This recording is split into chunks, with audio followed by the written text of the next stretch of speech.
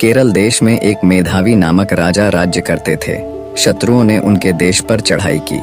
युद्ध में महाराज मारे गए। पति की मृत्यु के दुख में रानी भी उनके साथ सती हो गईं।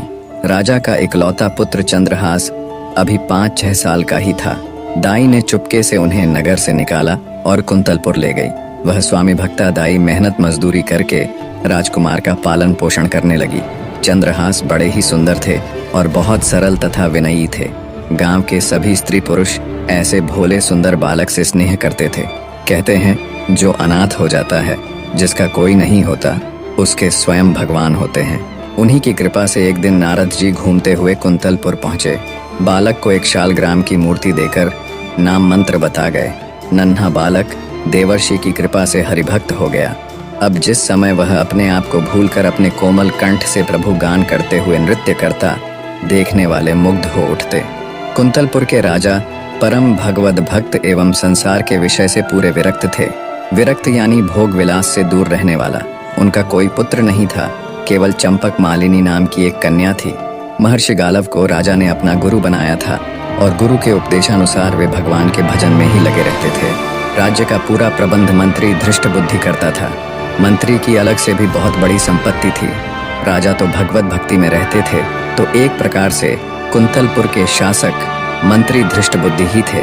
उनका मदन नाम का योग्य पुत्र था, जो उनकी राज कार्य में सहायता करता था। मंत्री धृष्ट बुद्धि की विषया नाम की एक अति सुंदर कन्या भी थी। मंत्री की रुचि केवल राज कार्य और धन एकत्र करने में ही थी, किंतु उनका पुत्र मदन भगवान भक्त था। वह साधु संतों की सेवा करता था। इसीलिए मंत्री के महल में जहाँ विलास तथा राग रंग चलता था, वहीं कभी कभी संत भी एकत्र हो जाते थे। भगवान की पावन कथा भी होती थी।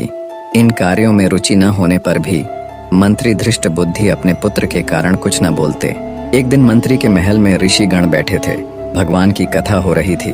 उसी समय सड़क पर भवन के सामने से भगवान नाम कीर्तन करते हुए चंद्रहास बालकों की मंडली के साथ निकले। बच्चों की अत्यंत मधुर कीर्तन ध्वनि सुनकर ऋषियों के कहने से मदन ने सबको वहीं बुला लिया। चंद्रहास के साथ बालक नाचने गाने लगे। मंत्री धृष्ट बुद्धि भी इसी समय वहां आ गए। मुनियों ने तेजस्वी बालक चंद्रहास को तन्मय होकर कीर्तन करते देखा तो वे मुग्ध हो गए। कीर्तन समाप्त होने पर स्नेहपूर्वक समीप बुलाकर ऋषियों ने उन्हें बैठा लिया और उनके शरीर के लक्षणों को देखने लगे। ऋषियों ने चंद्रहास के शारीरिक लक्षण देखकर धृष्ट बुद्धि से कहा, मंत्रिवर, तुम इस बालक का प्रेम पूर्वक पालन करो, इसे अपने घर रखो। यही तुम्हारी संपूर्ण संपत्ति का स्वामी तथा इस देश का नरेश होगा। एक अज्ञात कुलशील राह का भिखारी बालक मेरी संपत्ति का स्वामी होगा। यह बात धृष्ट बुद्धि के हृदय में तीर सी लगी। वे तो अपने लड़के को राजा बनाने का स्वप्न देख रहे थे। अब एक भिक्षुक सा लड़का उनकी सारी इच्छाओं को नष्ट कर दे, यह उन्हें सहन नहीं हो रहा था। उन्होंने किसी से कुछ कहा नहीं, पर सब लड़कों को मिठाई देने के बहाने घर के भीतर ले गया। मिठाई देकर दूसरे लड़कों को तो उन्होंने विदा कर दिया, केवल चंद्रहास को रोक लिया।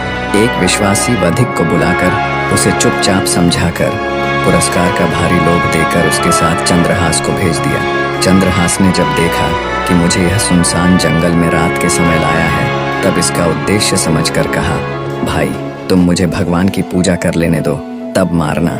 वधिक ने अनुमति दे दी। चंद्रहास ने शालग्राम जी की मूर्ति निकालकर उनकी पूजा की और उनके सम्मुख गदगद कंठ से स्तुति करने लगा। भोले बालक का सुंदर रूप, मधुर स्वर तथा भगवान की भक्ति देखकर वधिक की आंखों में भी आंसू आ गए। उसके हृदय में एक निरपराध बालक को मारने की बात सोचकर एक टीस उठी, परंतु उसे मंत्री का भय भी था। उसने देखा कि चंद्रहास के एक पैर में 6 अंगुलियां हैं। वधिक ने तलवार से जो एक अंगुली अधिक थी उसे काट लिया और बालक को वहीं छोड़कर वह लौट गया। वधिक ने महल जाकर जब धृष्ट बुद्धि को वह अंगुली दिखाई तो वह अंगुली देखकर बहुत प्रसन्न हुए। उन्हें लगा कि अपने बुद्धि कौशल से ऋषियों की अमोघ वाणी मैंने झूठी कर दी। कुंतलपुर राज्य के अधीन एक छोटी सी रियासत थी, चंदनपुर। वहां के नरेश कुलिंदक किसी कार्य से बड़े सवेरे वन की ओर से घोड़े पर चढ़े जा रहे थे। तभी एकाएक उनके कानों में बड़ी मधुर भगवान नाम कीर्तन की ध्वनि पड़ी। कटी अंगुली की पीड़ा से भूमि में पड़े पड़े चंद्रहास करुण कीर्तन कर रहे थे। राजा ने कुछ दूर से बड़े आश्चर्य से देखा कि एक छोटा देव कुमार जैसा बालक भूमि पर पड़ा है। उसके चारों ओर अद्भुत प्रकाश फैला है। राजा की कोई संतान नहीं थी। उन्होंने सोचा कि भगवान ने मेरे लिए ही यह वैष्णव देवकुमार भेजा है। घोड़े से उतरकर बड़े स्नेह से चंद्रहास को उन्होंने गोद में उठाया, उनके शरीर की धूल पोंछी और उन्हें अपने राजभवन में ले आए। चंद्रहास अब चंदनपुर के युवराज हो गए। यज्ञोपवीत संस्कार होने के पश्चात गुरु के यहाँ रहकर उन्होंने वेद, वेदांग तथा शास्त्रों का अध्ययन किया। राजकुमार ने अस्त्र शस्त्र चलाना तथा नीति शास्त्र आदि सीखा। अपने सद्गुणों से वे राज परिवार के लिए प्राणों के समान प्रिय हो गए। समय बीतने के साथ राजकुमार चंद्रहास अब एक हट्टा कट्टा सुंदर नौजवान बन चुका था। राजा कुलिंदक ने अब उन्हीं पर राज्य का भार छोड़ दिया। राजकुमार चंद्रहास के प्रबंध से छोटी सी रियासत हरिगुणगान से पूर्ण हो गई। राज्य में अब कोई दुखी नहीं था। चंदनपुर रियासत की ओर से कुंतलपुर को 10,000 स्वर्ण मुद्राएं कर यानी टैक्स के रूप में प्रतिवर्ष दी जाती थीं। अब की बार चंद्रहास ने उन मुद्राओं के साथ और भी बहुत से धन रत्नादि उपहार भी भेजे। धृष्टबुद्धि ने जब चंदनपुर राज्य के ऐश्वर्य एवं वहां के युवराज के सुप्रबंध की बहुत प्रशंसा सुनी, तब वो स्वयं वहां की व्यवस्था देखने चंदनपुर गए। राजा कुलिंदक तथा राजकुमार ने उनका खुले हृदय से स्वागत किया। यहाँ आकर जब धृष्टबुद्धि ने चंद्रहास को देखा तो वो उसके तेज से ही पहचान गया कि ये तो वही बालक है, ये बच कैसे गया। उनका हृदय व्याकुल हो गया। एक बार फिर मंत्री धृष्टबुद्धि ने राजकुमार को मारने का षड्यंत्र रचा और एक पत्र देकर कहा, युवराज, बहुत ही आवश्यक काम है और दूसरे किसी पर मेरा विश्वास नहीं। तुम स्वयं यह पत्र लेकर कुंतलपुर जाओ और ध्यान रहे मार्ग में पत्र खुलने न पाए, कोई भी इस बात को न जाने। इसे सीधे मदन को ही देना। चंद्रहास घोड़े पर चढ़कर अकेले ही पत्र लेकर कुंतलपुर को चल पड़े। दिन के तीसरे पहर वे कुंतलपुर के पास वहां के राजा के बगीचे में पहुंचे। बहुत प्यासे और थके थे, अतः घोड़े को पानी पिलाकर एक ओर बांध दिया और स्वयं सरोवर में जल पीकर एक वृक्ष की शीतल छाया में लेट गए। लेटते ही उन्हें निद्रा आ गई। उसी समय उस बगीचे में राजकुमारी चंपक मालिनी अपनी सखियों तथा मंत्री कन्या विषया के साथ घूमने आई थी। संयोगवश अकेली विषया उधर चली आई जहां चंद्रहास सोए थे। इस परम सुंदर युवक को देखकर वह मुग्ध हो गई और ध्यान से उसे देखने लगी। उसे निद्रित कुमार के हाथ में एक पत्र दिख पड़ा। कुतूहलवश उसने धीरे से पत्र खींच लिया और पढ़ने लगी। पत्र उसके पिता का था। उसमें मंत्री ने अपने पुत्र को लिखा था, इस राजकुमार को पहुंचते ही विष दे देना।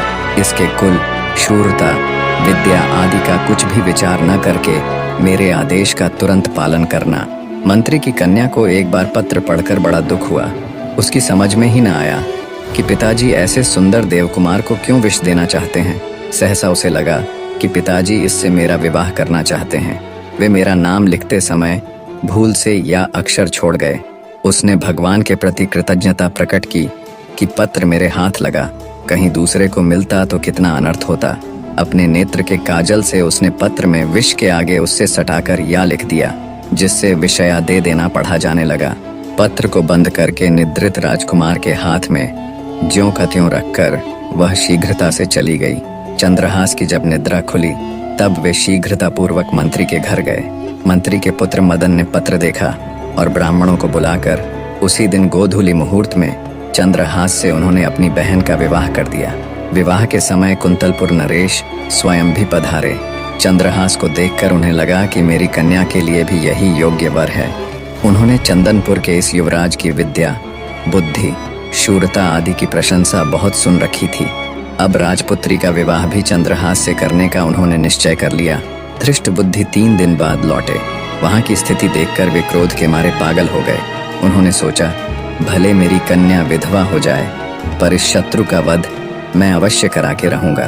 द्वेष से अंधे हुए हृदय की यही स्थिति होती है। अपने हृदय की बात मंत्री ने किसी से नहीं कही। नगर से बाहर पर्वत पर एक देवी का मंदिर था। धृष्टबुद्धि ने एक क्रूर वधिक को वहां यह समझाकर भेज दिया कि जो कोई देवी की पूजा करने आए उसे तुम मार डालना। मंत्री ने चंद्रहास को कहा कि अब तुम मेरे दामाद हो गए हो। हमारी कुल प्रथा के अनुसार शादी के बाद भवानी जी की पूजा की जाती है। मंत्री ने चंद्रहास को सायंकाल बिल्कुल अकेले जाकर देवी की पूजा करने का आदेश दिया। इधर कुंतलपुर नरेश के मन में वैराग्य हुआ। वो जल्द से जल्द अपनी पुत्री का विवाह चंद्रहास के साथ कराना चाहते थे। राजा ने मंत्री पुत्र मदन को बुलाकर कहा, बेटा, तुम्हारे बहनोई चंद्रहास बड़े सुयोग्य हैं। उन्हें भगवान ने ही यहाँ भेजा है। मैं आज ही उनके साथ राजकुमारी चंपक मालिनी का ब्याह कर देना चाहता हूँ। प्रातःकाल उन्हें सिंहासन पर बैठाकर मैं तपस्या करने वन चला जाऊंगा। तुम उन्हें तुरंत मेरे पास भेज दो। इधर राजकुमार चंद्रहास पूजा की सामग्री लिए मंदिर की ओर जा रहे थे। तभी मंत्रिपुत्र मदन राजा का संदेश लिए बड़ी उमंग से उन्हें मार्ग में मिले। मदन ने पूजा का पात्र यह कहकर स्वयं ले लिया कि मैं देवी की पूजा कराता हूँ। आपको महाराज ने तुरंत बुलाया है। और चंद्रहास को उसने राजभवन भेज दिया। जिस मुहूर्त में धृष्ट बुद्धि ने चंद्रहास के वध की व्यवस्था की थी, उसी मुहूर्त में राजभवन में चंद्रहास का राजकुमारी के साथ विवाह हो रहा था। मंत्रिपुत्र मदन जब पूजा का थाल लेकर देवी के मंदिर में पहुंचा, वधिक ने उसी समय उसका सिर काट डाला। धृष्ट बुद्धि को जब पता लगा कि चंद्रहास तो राजकुमारी से विवाह करके राजा हो गए, उनका राज्याभिषेक हो गया और मारा गया, मेरा पुत्र मदन, तब व्याकुल होकर वे देवी के मंदिर में दौड़े गए। पुत्र का शरीर देखते ही शोक के कारण उन्होंने तलवार निकालकर अपना सिर भी काट लिया। संयोगवश धृष्ट बुद्धि को उन्मत्त की भांति दौड़ते समय राजकुमार चंद्रहास ने देख लिया था।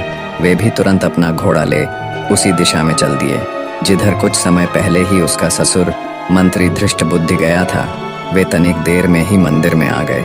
सारा माजरा समझ अपने लिए दो प्राणियों की मृत्यु देखकर चंद्रहास को बड़ा क्लेश हुआ।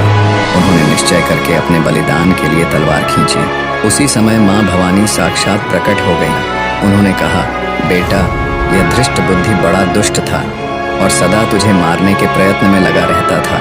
इसका पुत्र मदन सज्जन और भगवत भक्त था, किंतु उसने तेरे विवाह के समय तुझे अपना शरीर दे डालने का संकल्प किया था, अतः वह भी इस प्रकार उड़न हुआ। अब तू वरदान मांग। चंद्रहास ने हाथ जोड़कर कहा, माता, आप प्रसन्न हैं तो ऐसा वर दें जिससे श्री हरि में मेरी अविचल भक्ति जन्म जन्मांतर तक बनी रहे और इस धृष्ट बुद्धि के अपराध को आप क्षमा कर दें। मेरे लिए मरने वाले इन दोनों को आप जीवित कर दें। देवी तथास्तु कहकर अंतर्ध्यान हो गई। धृष्ट बुद्धि और मदन तुरंत उठ खड़े हुए। सारे वृतांत का पता चलने पर मंत्री धृष्ट बुद्धि राजकुमार चंद्रहास के पैरों में गिरकर माफी मांगने लगा। राजकुमार चंद्रहास ने उन्हें उठाया और अपने हृदय से लगा लिया।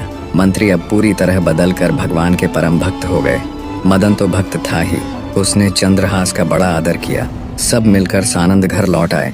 निष्कर्ष, माफी, दया और भक्ति जीवन के असली मूल्य हैं, जो इंसान को उसकी आंतरिक शक्तियों से जोड़ते हैं और उसे उन्नति की ओर ले जाते हैं। वीडियो पसंद आई हो तो लाइक जरूर करना। आप भी अगर मेरी तरह वीडियो बनाना सीखना चाहते हैं, ट्रू वर्ड्स चैनल को ज्वाइन करके ट्रू वर्ड्स परिवार का हिस्सा बने। धन्यवाद।